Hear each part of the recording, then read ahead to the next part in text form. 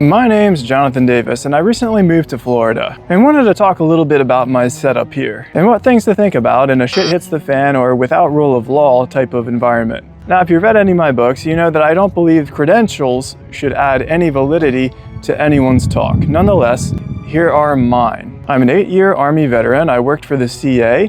I got my degree in emergency management. And if you're not familiar with what the Special Operations Civil Affairs soldiers do or are trained to do, good. What I can tell you is that they're supposed to be experts in entering denied territory, survival, working in small autonomous teams of anywhere between 1 and 4 people, oftentimes without any mission support whatsoever. I've been in a number of countries without rule of law. Now, with the obvious coming economic turmoil in the United States, it would be wise to discuss preparedness in an environment without rule of law. Now, the first thing I want to say about this is something of a positive note. Again, I've been in many countries without rule of law during legitimate shit hits the fan situations. And so I want to tell you, don't worry. If we have a shit hits the fan scenario in the United States, you will likely not die. In my experience, people generally want to help each other when things like this happen. People generally want to live peacefully. Now, the closer you get to a city, the less true this becomes. That being said, always plan for the worst. Be prepared for maximum violence. Why? Because it's fun. And because you don't want to find yourself unprepared. Now, you'll notice that I left out hope for the best, which is because I don't believe in hope. If you want hope, you came to the wrong channel. To me, hope is a religious word for lazy and afraid. I'm reminded of the, I think, Michael Manson quote, which is, "The antidote to fear is a plan." And being the guy who's prepared will save you a lot of stress. And you don't want to have to rely on other people's generosity, especially if you have a family. It's kind of your responsibility to think about protection and food and water preparedness now. Now, the good news is you can do this on a relatively light budget, and it doesn't have to be rocket science. I'm fortunate enough here to have a few things working to my advantage. It is warm year-round. I'm not going to freeze to death. I don't have to think so much about providing heat. I live about 100 steps away from the water, so I have an infinite pantry. There's an endless amount of food over there in that water. I have a pretty good bit of land here, and as you can see, I just built a privacy fence. Now, the fence is probably unnecessary, but I like it. So I'm going to mention just a few things today that you can do in order to set yourself up to survive indefinitely. Since I know yeah but guy always shows up in the comments and tells me what is obvious, but I don't address because I can't address everything because I don't want to make a 4-hour video, I'm only going to talk about what I think people miss when they make these sorts of videos, because there's certainly not a shortage of how to prepare types of videos. First off, if you live anywhere near a water source, you're golden. Here, the Gulf is only about half mile west in that direction. And like I said, the river, or whatever you want to call this, is only steps from my house. It is an endless food source. It's a pantry in my front yard, so my first recommendation is get yourself a fishing rod and a net and learn how to use them. There is a near zero chance of me starving. It's not impossible. Things could get contaminated, and I understand that, but the likelihood of me starving where I live is pretty close to zero. Number 2, get a pot. Before you're thinking about food, the first thing you should really be thinking about is water and procuring water, and that's because you're going to die without water. Now, this is not the Army's order of operations.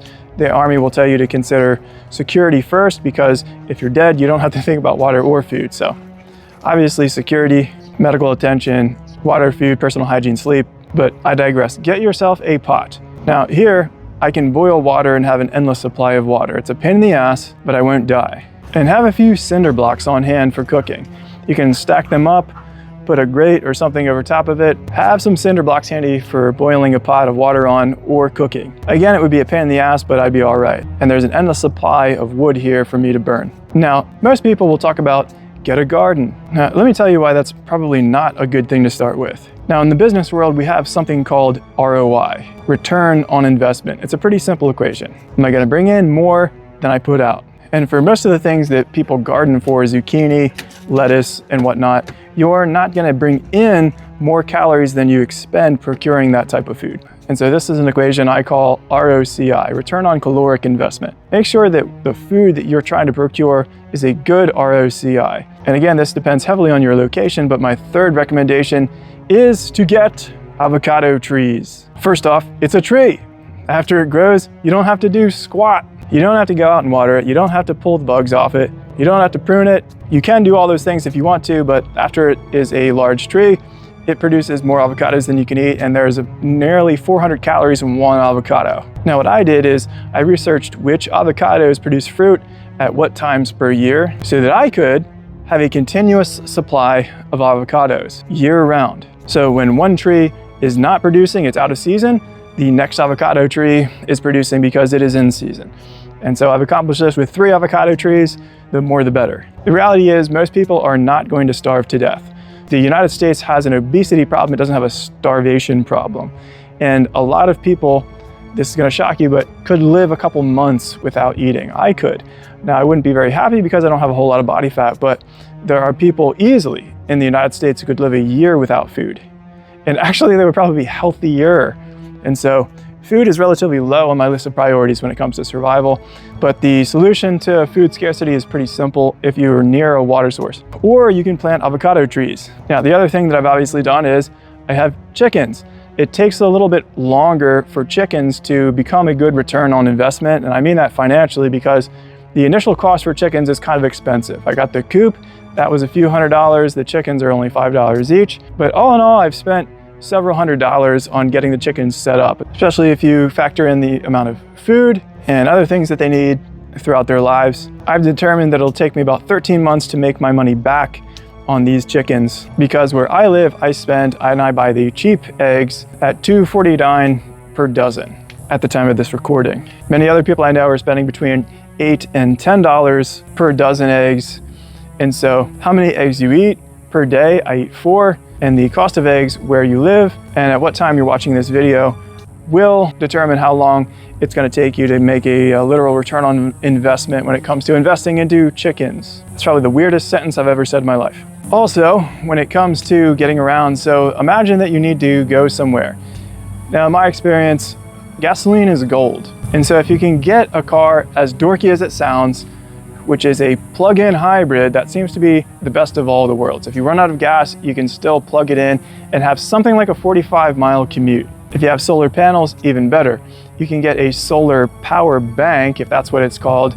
I got one on Amazon. It'll run all my devices for a really long time. It only takes something like 2.5 hours to be fully charged in full sunlight with the solar panels that it came with. And this brings me to my next thing that most people often miss, which is, this is gonna sound really dorky. I ride big boy motorcycles, but get an e-bike. They're worth their weight in gold, especially in a shit hits the fan type of environment, because you can plug your e-bike in to your power bank, which is charged by solar panels. You can charge it every day, and you can get an e-bike that easily goes 50 miles. And if you do run out of range, I mean, you can always pedal the thing because it is a bike. So you essentially have infinite transportation for anywhere between $350 and $1,000 for a decent e-bike. And so there's a location about 4 miles from here where I know there are lots of rabbits. At any time I can get on my e-bike, I can go there, I can pop a couple of rabbits and bring those back without really breaking a sweat. Although it is Florida, so you're gonna break a sweat just walking to the mailbox. Another thing, get a life straw. If you do need to move around a little bit, you certainly don't wanna have to be boiling water out in the field or carrying tons of water. And so a life straw may save your life. If you have one, it's like 10 bucks. I'm not gonna make a big case for firearms. There are enough videos doing that. I think you should have a firearm if you're a responsible person. If you're a complete bag of ass, don't get a firearm. Just go somewhere where you're not gonna bother the rest of us. But especially if you're a woman, have a firearm, why not? You don't have to use it. In fact, the expectation is that you're not gonna use it. But what's the old saying? Better to have it, not need it, than need it, not have it. Now, the ultimate survival weapon is, you're gonna make fun of me for this, but probably a .22 rifle. If you don't have one of those things, you messed up because they are awesome. They're quiet, you can suppress them, and 2,000 rounds of .22 is like, takes up this much space and costs very little. So why would you not have one? You can bag squirrels with it, fowl or other things, without destroying them. So get yourself a nice .22. They're incredibly cheap. I think I spent like $150 on mine. And it's surprisingly accurate, way more than adequate for getting small game. So people talk about stacking ammo all the time. Well, make sure you have a good supply of screws or nails. Now I have plenty of battery operated power tools that I can charge off of my power bank that again is recharge with the solar panels, but it wouldn't be a bad idea to get a handheld old saw and a hammer, just in case you find yourself without electricity or sunlight for a long period of time.